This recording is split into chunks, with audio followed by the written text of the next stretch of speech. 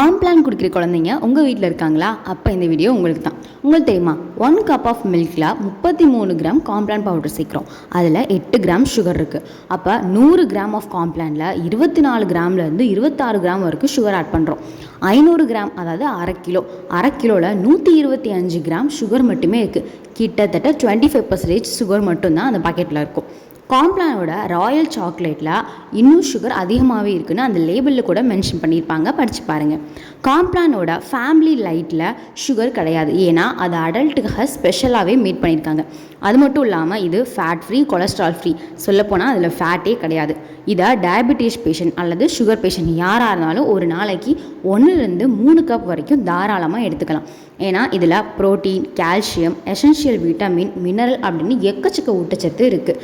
So கண்டிப்பாக நீங்கள் Complan எடுத்துக்கலாம், எந்த தப்பும் கிடையாது. ஸோ இதே மாதிரி முக்கியமான தகவல்களுக்கு நம்மளோட சேனலை சப்ஸ்கிரைப் பண்ணி வச்சுக்கோங்க. பாய்.